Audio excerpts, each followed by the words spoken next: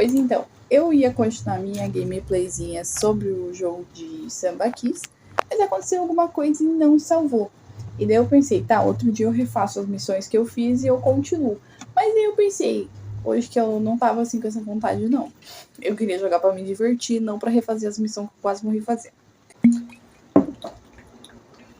Aí o que eu pensei? A Rise tem vários jogos, é esse o rolê deles, é arqueologia interativa e simulações eletrônicas.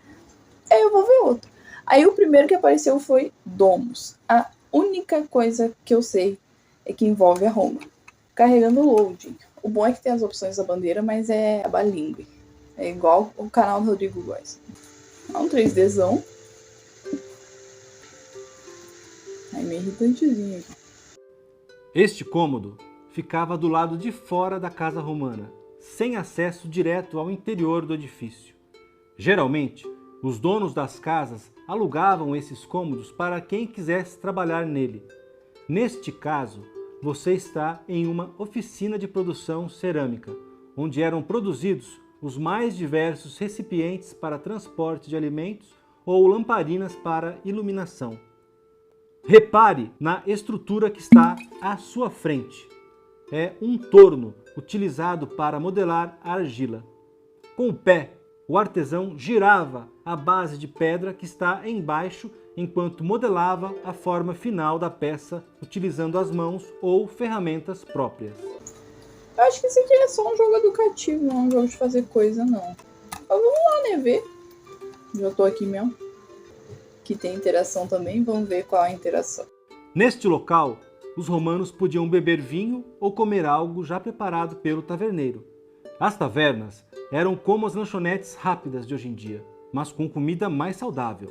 Aqui, os romanos podiam comprar frutas, pães e degustar um pouco do molho de peixes chamado garum.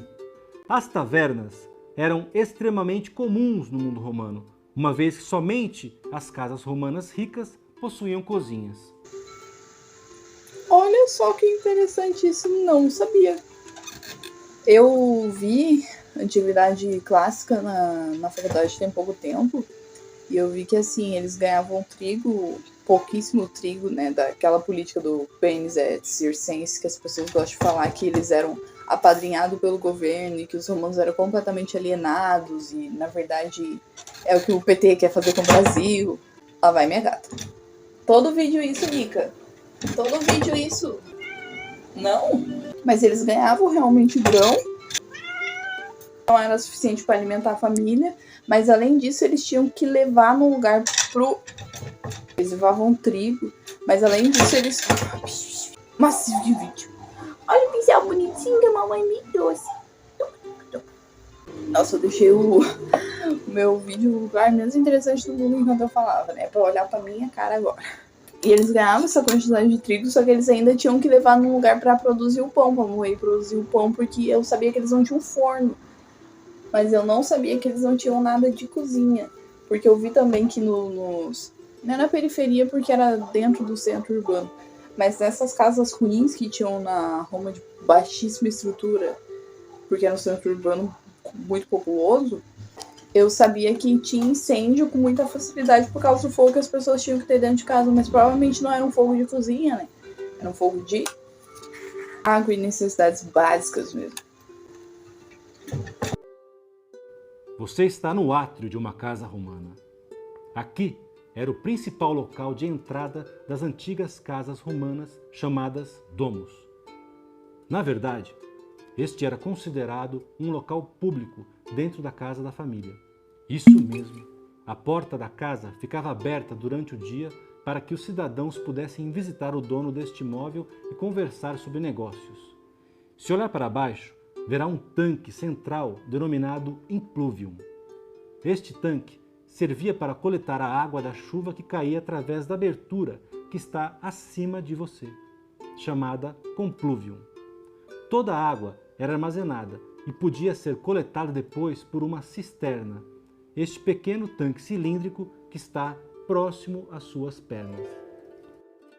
Gente, eu não quero mentir, mas se eu não estou enganada também, se eu não estou enganada é porque faz muito pouco tempo que eu estudei, então a princípio no Brasil, colônia também era por aí mesmo, há A casa era uma coisa bem pública. E a noção de privacidade vem com o hábito da leitura. Que as pessoas começam a ler para si mesmas, param de ler em voz alta e daí vão se recolhendo e daí se recolhe, criam quartos e coisa assim. Mas casa era um lance bem público mesmo. Lindo essas cores. A gente estuda muito que na antiguidade não tinha cor, né? Principalmente na Idade Média, coisa assim, tudo é cinza, tudo é triste, mas na verdade tudo era colorido. O Egito era hiper colorido. As estátuas gregas eram mega coloridas. Tudo era colorido. Neste quarto, você encontra uma das principais técnicas decorativas do mundo romano, o afresco. Para realizar esses desenhos nas paredes, os pintores aplicavam uma fina camada de gesso e logo a seguir pintavam sobre ele, enquanto ainda estava fresco. Essa técnica fazia com que as cores ficassem sempre nítidas e não fosse necessário repintar as paredes com frequência. Muito comum no segundo século, este estilo de afresco imita blocos de mármore coloridos. Por esses padrões esquisitos, né? Eu queria pular em cima da cama, mas não dá, né? Joguei muito Minecraft na vida. Uau, esse é muito diferente. Olhe bem ao redor. Lindo, não? Este segundo estilo de afresco abandona as formas geométricas simples e preza pela representação realista. Era muito comum pintar em cenas mitológicas ritualísticas, campos e, tal como você pode observar, jardins. É quase possível ouvir os pássaros cantando. Muito legal a parte arte de quem criou. Não sei se eles conseguiram imagens e colaram na parede. Vou olhar ali o chão dos outros, né?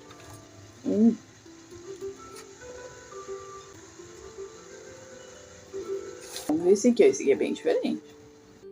Sim, a diferença para os estilos anteriores é enorme. O terceiro estilo de pintura surge durante o Império Romano e enfatiza o valor ornamental do desenho em fundos de uma cor só.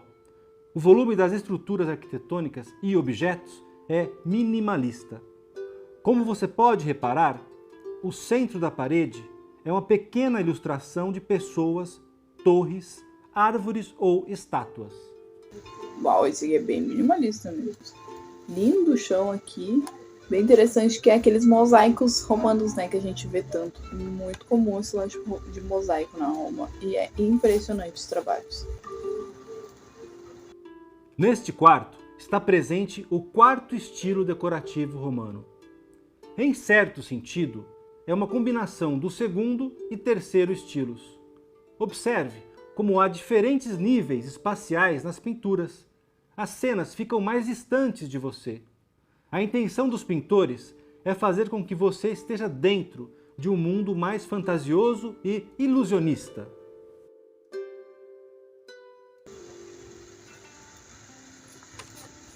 Gostei das janelinhas, né? A gente não pensa muito sobre como é que era a abertura, né, antigamente. Ah, olha que bonitinho. Vamos ver o que é. Parece aquele negócio do Shrek. Da cabeça, shampoo, lave bem o seu. Larário significa local onde moravam os deuses lares, aqueles que protegiam a casa. Essa estrutura tinha a forma de templo e os diversos objetos que você encontra nele eram usados nos rituais para adorar os deuses. Geralmente, eram feitas oferendas de vinho e sal, enquanto uma lamparina permanecia sempre acesa. Antigamente era uma coisa rara, era uma coisa legal. Quem detinha salinas geralmente era bem poderoso. Não deve ter a ver com isso, né? Não sei muito bem. Eu gostei muito do formato abobadado do telhado. Se olhar para baixo, verá este lindo mosaico com figuras de animais. Os mosaicos romanos eram feitos do mesmo modo que os fazemos hoje em dia. Pequenos pedaços de mármore ou pedras trabalhadas, chamados tesselas, eram colocados um ao lado do outro para dar formas às figuras. As imagens podiam representar os mais diversos aspectos da sociedade, economia, religião e até mesmo flora e fauna romanas. É legal esse tipo de registro pra gente entender como eram as plantas e coisas assim da época, né? Coisas que mudam com o tempo. É bem divertido daí. Esses essas cápsulas do tempo que as pessoas criaram. Daí a gente olha e consegue viajar pro passado. Isso é um termo que o pessoal da história não gosta muito não, porque a ideia do historiador não é criar uma máquina do tempo e tal. Mas eu, como historiador em formação, ainda acho divertidíssimo. Ainda não perdi essa vibe, essa diversão. Porque existe muito essa conversa de que história não é curiosidade, não é uma enciclopédia, é uma ciência. E sim, mas também não é uma coisa que muda o mundo que nem um foguete muda.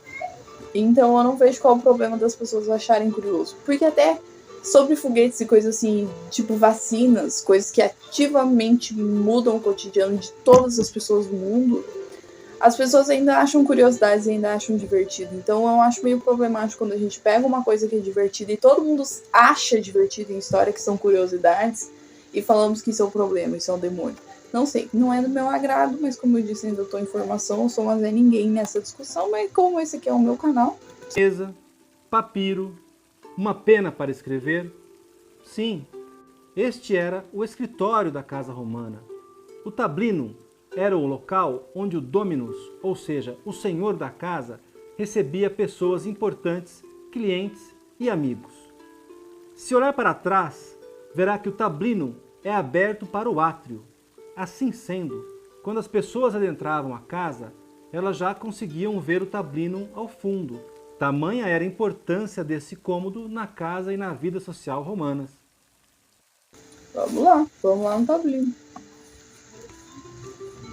Bem alto esse corredor, né? Vamos ver pra cá que é mais legal. Isso aqui é uma portinha? Não sei. Vamos ver aqui.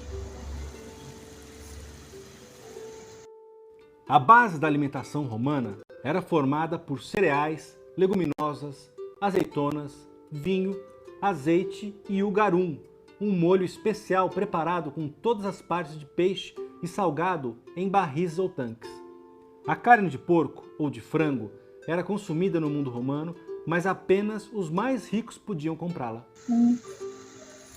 A gente tá na cozinha de uma pessoa bem rica, pelo visto, né? Uma casa, assim. Eu estudei isso, acabei de falar, mas os domos eram as casas da elite, não era a casa popular, não. Bom, aqui é o lugar onde os romanos faziam as suas, digamos, necessidades. Bicho, que lugar é esse? Do lado da As cozinha tem uma latrinas porta. eram caixotes de madeira que tinham uma abertura que recolhia os dejetos e os despejavam diretamente nas ruas da cidade. Poucos eram os lugares no mundo romano que possuíam um sistema de esgotos.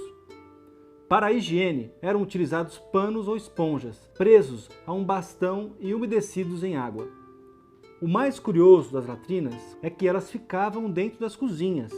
Sim, não devia ser muito agradável chegar perto do fogão nesta época. O lugar devia ser agradável, né? Convenhamos, esse negócio vai pra rua. A gente acostuma com o cheiro, né? Que nem gente que tem bicho em casa não percebe o cheiro depois de um tempo. A gente não pode muito julgar a higiene dos outros, né? Eu tô tomando chimarrão, por exemplo, que é uma coisa nojentíssima quando você tá dividindo. Na paz de Cristo, eu divido. Você já deve ter percebido que os locais desta casa não são tão bem iluminados como de sua casa, não? Isso acontecia porque os romanos utilizavam pequenos utensílios chamados lamparinas. Essas lamparinas eram feitas de cerâmica ou metal e funcionavam do seguinte modo: na abertura superior, despejava-se azeite ou gordura animal. Depois, acendia-se o pavio. As lamparinas eram extremamente comuns no mundo romano. Os arqueólogos encontram muitas em praticamente qualquer escavação. Mas adorei esse mural aqui. Ali tá na minha comida preferida. Diversões. Agora a gente tá naquele cômodo importante. Consegue sentir o ar fresco circulando? Você está no peristilo da casa. Esse local era um jardim rodeado por colunas que sustentavam um telhado. Basta olhar para cima. Algumas das casas possuíam também um chafariz, que trazia ainda mais beleza ao conjunto. Dá pra ver bem por esse aqui, que é uma casa de elite, né, gente? Para os romanos mais esfomeados, com certeza este cômodo era o local preferido. À sua frente está uma estrutura inclinada, dividida em três. Sabe o porquê disso? Sim, os romanos mais ricos faziam suas refeições reclinados confortavelmente. Ao centro está uma mesa sobre a qual a comida está à espera de ser devorada.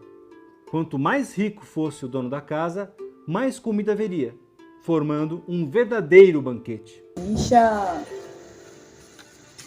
Que máximo! Pois, o pessoal é bem fominha, né? Pura comida. Ai, que um lugar de tomar banho. Este cômodo existia apenas nas mais ricas casas do mundo romano. Queria ver um Tomar de banho pobre. dentro de sua casa pode até ser algo comum hoje em dia. Bem Mas, na antiguidade, os romanos geralmente iam a banhos públicos, pagando uma taxa para poder utilizar os tanques de água. conversáveis, caralho. Mas você é uma pessoa muito importante e está em uma casa importante. À sua frente está uma banheira com água aquecida e, à sua direita, está uma pequena bacia com água fria para refrescar-se. Eu queria ver as pobres, porque primeiro que a gente pobre geralmente não é tão documentada, tão estudada, coisa assim. Porque a gente tem meio que uma noção das estruturas de glória, né? E porque eram estruturas de favela, assim, muito diferente do que a gente espera de uma antiguidade. Era um centro, Roma era uma cidade metropolitana, por isso que eu queria ver. Mas eu estou achando que eu terminei. Vou olhar na frente, vamos ver lá na frente. Talvez tenha alguma coisa pra fazer ainda em volta. Vamos dar uma olhada. Gostei, assim, do contorno que eles decidiram dar pra casa. Bem absurdo. Mas foi isso. Isso aqui é uma casa romana da elite, um domus. Fiz cagada aqui. Espero que tenham gostado. Eu vou continuar postando de joguinho da Rise aqui. Se souberem algum outro divertido, podem me mandar que eu gravo. Um beijo da Anitta.